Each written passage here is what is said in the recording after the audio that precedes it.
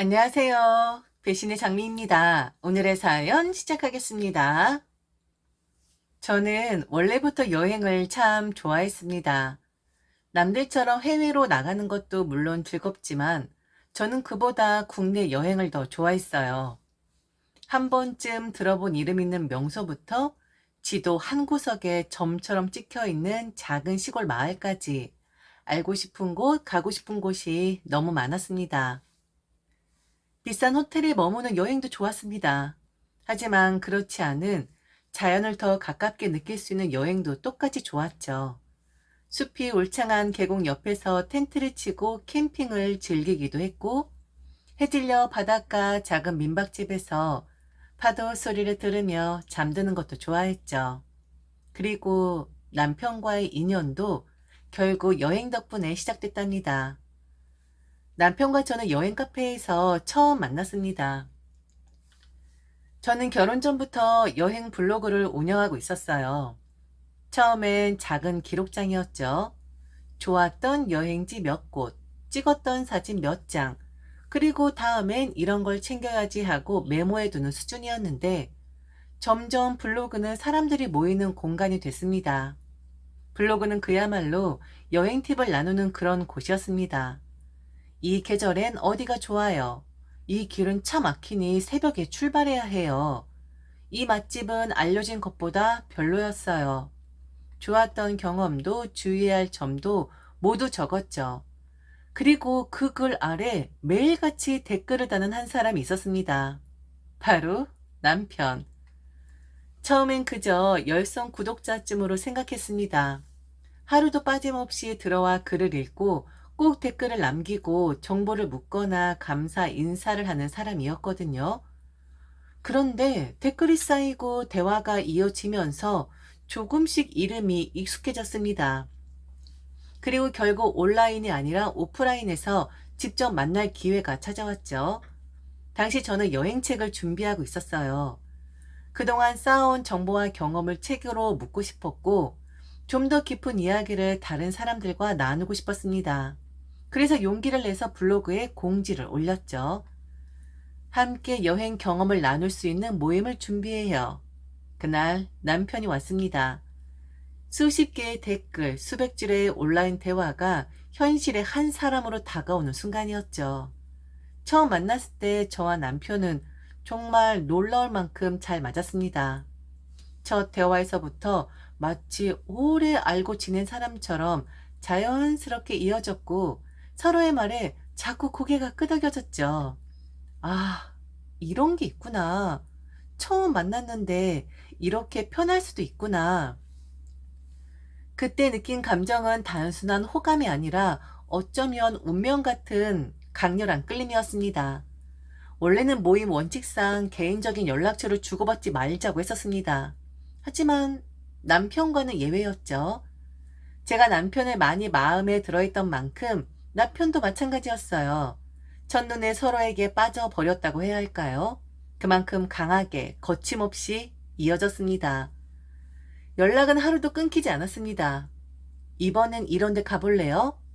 이곳이 그렇게 좋다는데 같이 가볼까요? 메시지 한 줄, 전화 한 통이 오갈 때마다 기대감은 더 커졌습니다. 처음엔 적당히 썸을 타자는 마음이었지만 그렇게 주고받은 계획표는 곧 함께 떠나는 여행 일정표로 바뀌었죠. 결국 우리는 함께 여행을 다니는 사이가 되었습니다.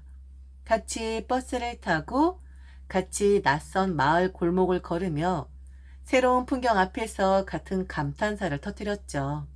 그런 날들이 3년이나 이어졌고 우리의 여행은 결국 결혼으로 이어졌습니다. 처음엔 너무 좋았습니다. 저는 활동적인 사람이었고 여행이든 뭐든 계획하고 서치하고 스케줄을 짜는 걸 좋아하는 사람이었거든요. 그래서 결혼 후에도 저는 당연히 생각했습니다. 이젠 더 많은 사람들과 함께 여행을 다니겠구나. 시댁 식구들과도 좋은 추억을 쌓을 수 있겠지. 그래서 시댁 식구들과의 여행도 마냥 즐겁게 준비했습니다. 호텔을 고르고 음식점을 알아보고 일정을 짜는 과정조차 신났죠. 하지만 그 즐거움은 딱 처음뿐이었습니다. 참 신기했습니다. 같은 여행인데, 그리고 나름 여행에 관련해서는 전문가나 다름없는 사람인데, 시댁 식구들과 가면 좋은 소리보다 볼멘 소리, 불평, 불만이 더 많았습니다. 그들은 마치 일부러 꼬투리를 잡는 듯한 태도를 보였거든요. 처음엔 그저 피곤해서 그런가, 날씨가 안 좋아서 그런가 하고 넘겼습니다. 하지만 여행을 거듭할수록 깨달았습니다.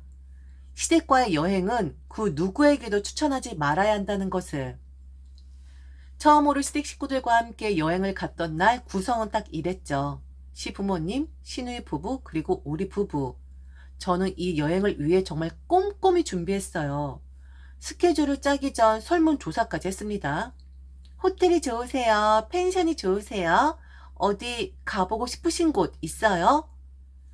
답변을 정리해 보니 호텔보다는 펜션 쪽이 더 우세했습니다. 그래서 저는 그에 맞춰 여행지를 고심했죠. 마침 당시에 아주 크게 야시장 축제가 열리는 곳이 있었어요. 보기만 해도 재미있어 보이고 다들 좋아할 만한 프로그램이 많았습니다. 저는 그곳을 여행지로 선택했죠. 그리고 시댁 식구들에게도 모든 정보를 다 공유했습니다. 이런 축제가 있는데 어머님도 좋아하신다고 하셨어요. 야시장도 구경하고 맛있는 것도 먹고 와요. 결국 투표까지 거친 후 결정된 여행지였습니다. 분명 다들 좋다고 고개를 끄덕였던 곳이었습니다. 그런데 출발하자마자 차 안의 공기가 미묘하게 바뀌기 시작했습니다. 내려가는 도중 시어머니 첫마디가 터져 나왔습니다. 아니, 왜 이렇게 먼 곳으로 청했니? 아우, 허리 아파 죽겠네. 그냥 가까운 곳으로 가면 되지.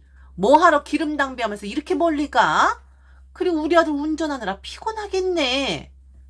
아, 엄마 왜 그래요? 피곤하긴 뭐가 피곤해요. 그리고 엄마도 여기를 원한다고 하지 않았어요? 며느리가 설레발 떨면서 좋아하니까 그냥 그렇다고 한 거지. 아휴, 피곤해. 너무 피곤해. 아, 어머니, 이따가 제가 운전할 거고요.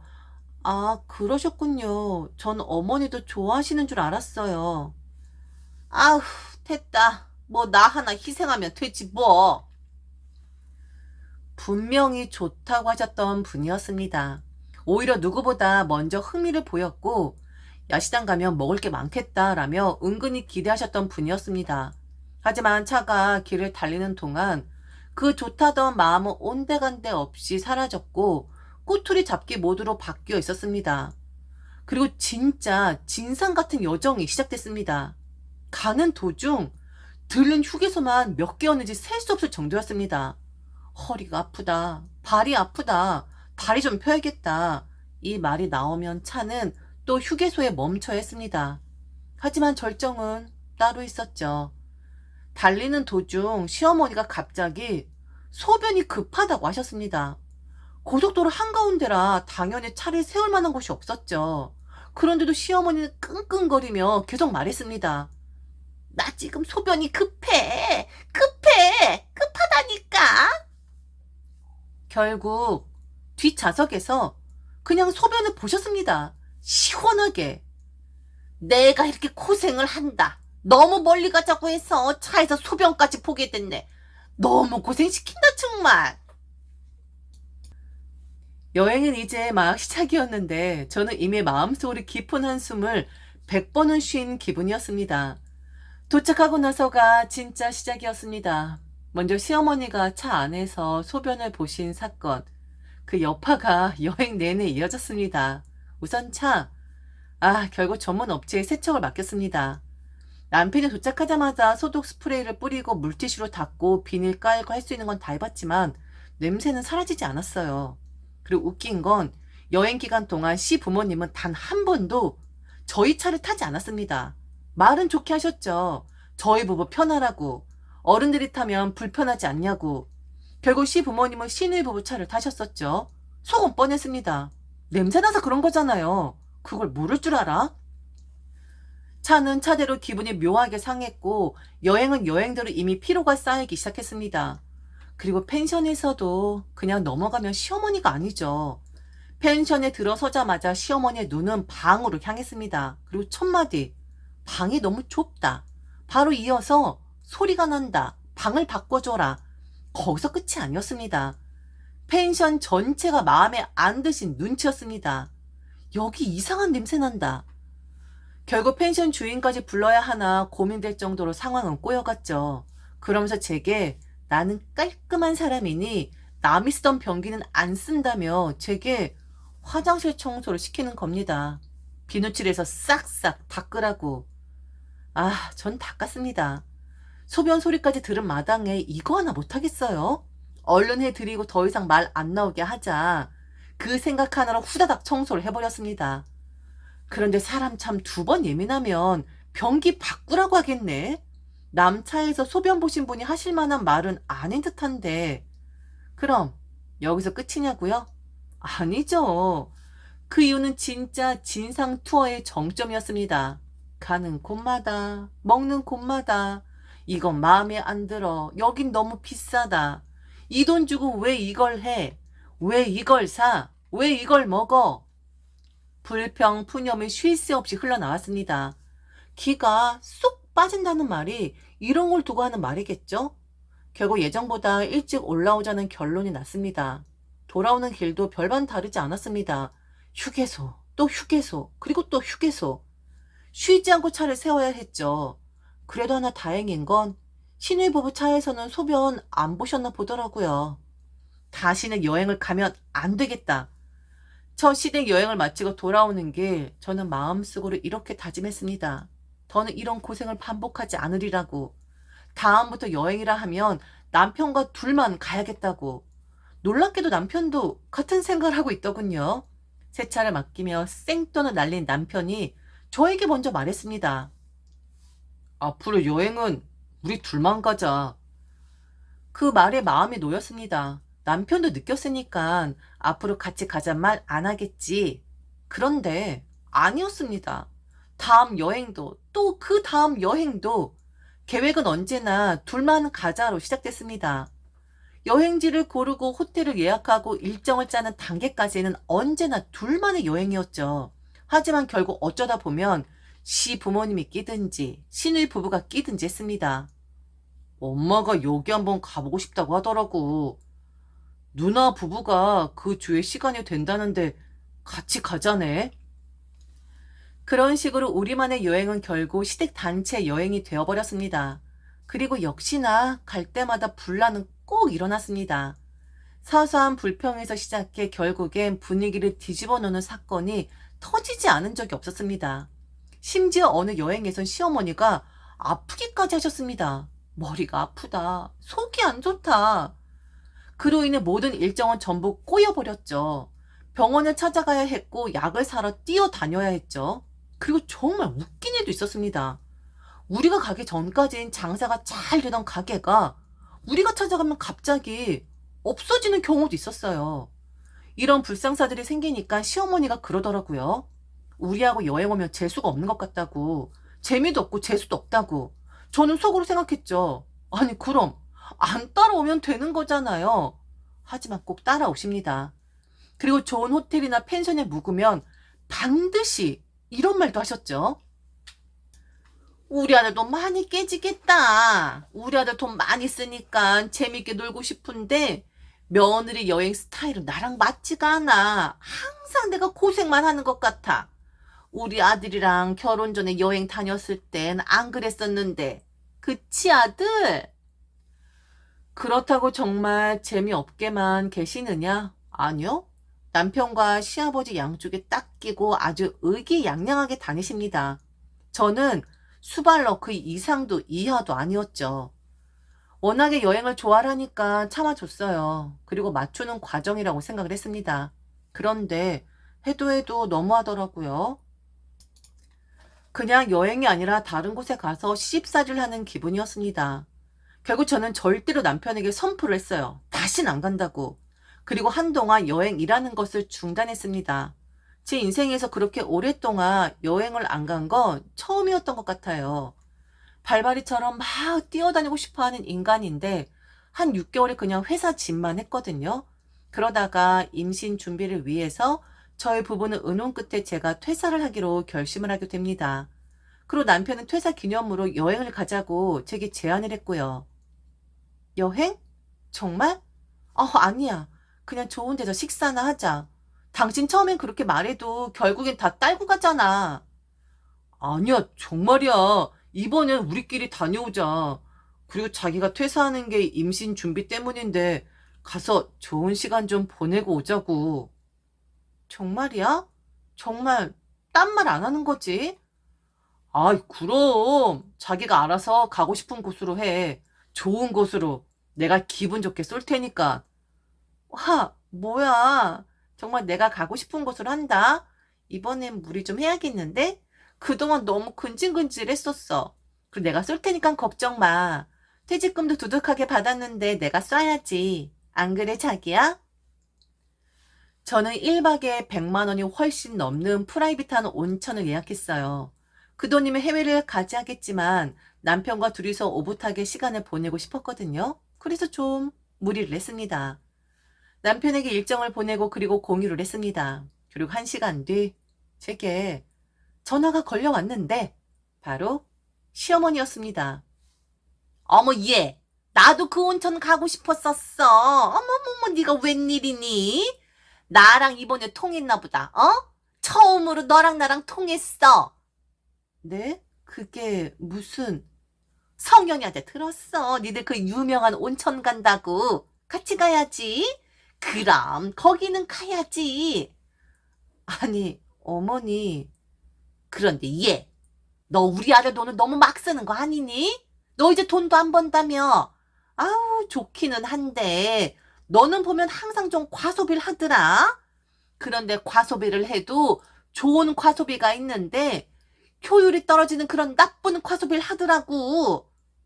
아, 네, 그런가요? 그래, 그렇긴 하더라. 나는 뭐 원래 온천 좋아하니까 싼 데 가도 아무 상관없기는 해. 돈 좀 그만 써라 이거사. 우리 아들 뼈 빠지겠어. 넌 양심도 없니? 암튼 같이 가줄게. 준비해라. 남편에게 바로 따졌죠. 그런데 남편이 어이없는 소리를 하는 겁니다.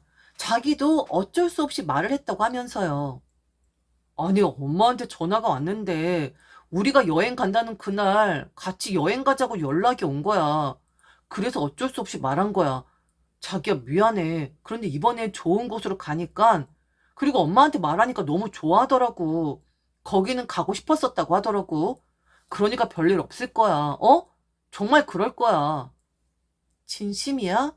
난 싫다고 했는데 또 1억이야? 자기야, 미안해. 아, 얼른 인원 추가해. 비용 더 나오겠네. 그래도 기분 좋게 다녀오자. 자기야, 얼른 예약 변경해. 알았지?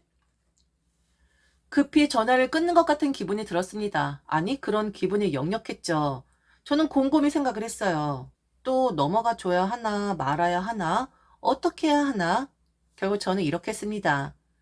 여행 당일 각자의 차를 가지고 만나기로 했습니다. 그리고 저희는 여행 장소에 도착을 했죠.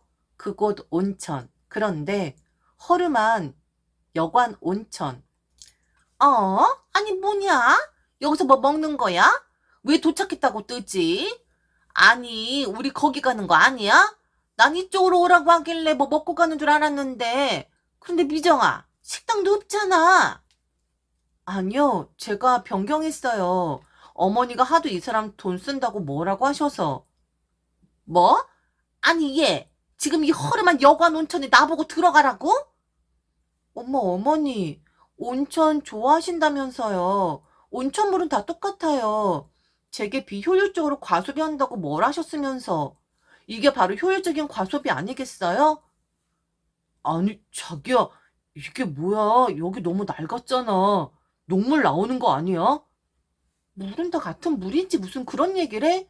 그럼 어머니, 이번에 이 여행도 그렇고 그동안의 여행도 그렇고 어머니 아들 돈으로만 한 게 아니라 제 돈도 항상 반씩 들어갔었어요. 그런데 항상 어머니는 아들 돈만 들어간 줄 아시더라고요. 그래서 딱 이 여관 온천만 예약해 뒀습니다. 식사하시는 건 어디 놀러 가시는 건 아드님 돈으로 아드님 지휘 아래 하시면 됩니다. 자기야, 그게 무슨 소리야? 아니 얘, 너 지금 삐친 거니? 치질하게? 삐치기는요. 저도 오랜만에 저희 부모님하고 좋은 시간 보내려고 하거든요. 저희 부모님은 지금 그 온천에 와 계세요. 그 비싼 온천. 뭐? 아니, 뭐라고? 사람들은 그렇게 좋은 곳으로 보내고 우린 이렇게 낡은 곳에 오게 하고? 너 지금 미쳤니? 미치기는요? 언제 마음에 한번 들어 하신 적 있으세요? 뭐 해드려도 불평, 불만. 저희와 여행 오면 재수없다고 하셨었는데 생각해보니까 제가 문제였더라고요. 저만 빠지면 재수 있는 여행이 될 테니 아버님과 아드님 끼고 만족할 만한 여행하시길 바랄게요. 저만 없으면 어머니 불평 안 하실 거잖아요. 자기야, 왜 그래? 왜 그래? 뭐가 왜 그래? 너야말로 왜 그래? 내가 그동안 어떻게 했는지 다 알면서 또 이렇게 해? 언제 한번 좋은 소리 들은 적 있었어? 난 엄마 아빠한테 갈 거야. 우리 엄마 아빠는 다 만족하거든? 한 번도 불평불만 한 적 없다고. 너 이 새끼야. 와서 화장실 청소해볼래? 우리 엄마도 그랬거든? 너도 화장실 청소하고 우리 엄마도 너한테 소변 보는 소리 들려주고 싶다고. 어디 한번 들어볼래?